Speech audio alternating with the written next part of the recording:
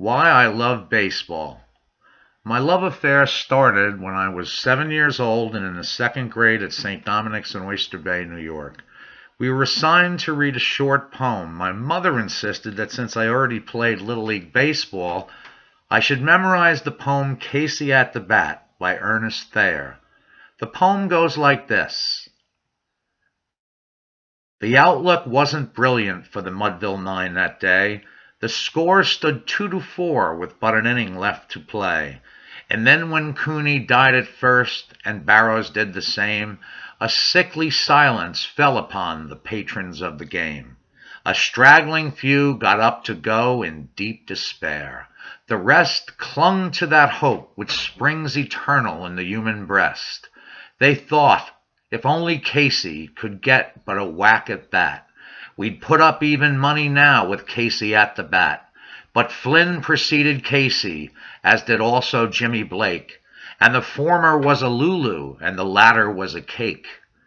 So upon that stricken multitude grim melancholy sat, for there seemed but little chance of Casey's getting to the bat.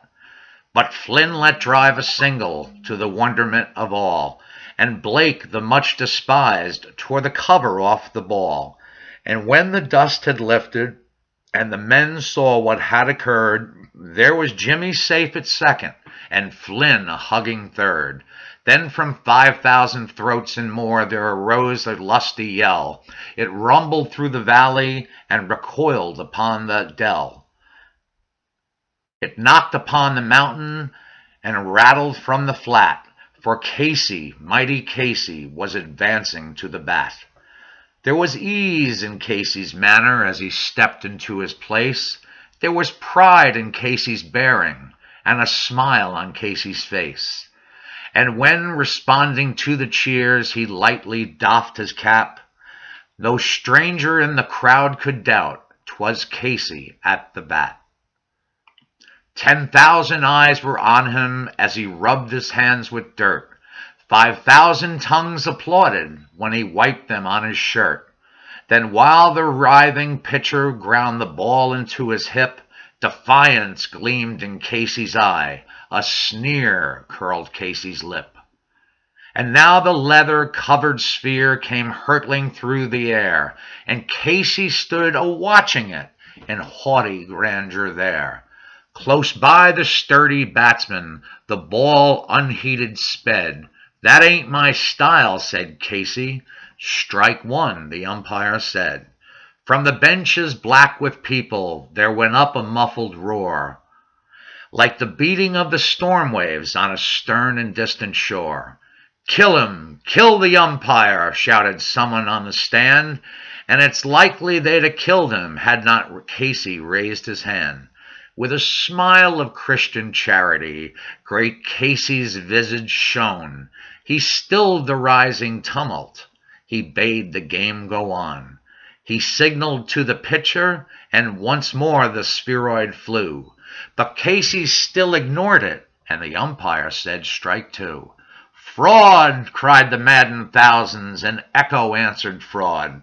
But one scornful look from Casey, and the audience was awed.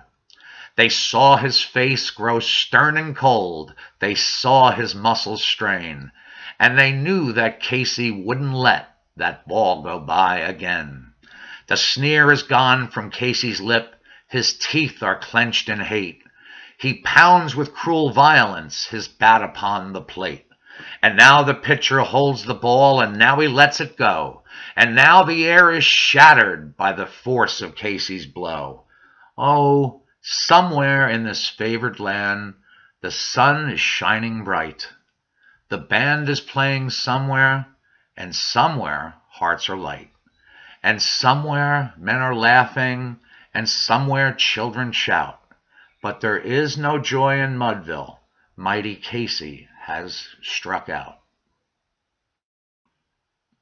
I traveled from class to class and recited the poem about Casey. Around this time, my father was promoted to the position of manager at the General Electric Company. One of the perks of the job were occasional seats in the General Electric box behind home plate at Yankee Stadium. Dad always brought me, and I marveled at my hero Mickey Mantle in center field. Elston Howard played catcher. The around-the-horn positions were manned by Joe Pepitone, Bobby Richardson, Tony Kubak, and Clete Boyer. The outfield had Tom Tresh in left, Mickey Mantle in center, and Roger Maris in right. The top two pitchers then were Whitey Ford and Jim Bouton. There was an up-and-coming pitcher named Mel Stottlemyre. I can still hear the public address announcer, the voice of God, Bob Shepard, telling us with that echoing voice, starting in center field and batting third for the New York Yankees, Mickey Mantle. Of course, my love for the Yankees did not die in the following hungry years from '65 to 1975, but the magic started again in 1976, with the Yankees returning to the series to face the Big Red Machine. Although they went down that year, the following 2 years they won the World Championship. Led by a different cast of characters, they still wore the pinstripes at home and the road grays. I think you know the rest of the story about Derek, Mariano, and the rest of the gang.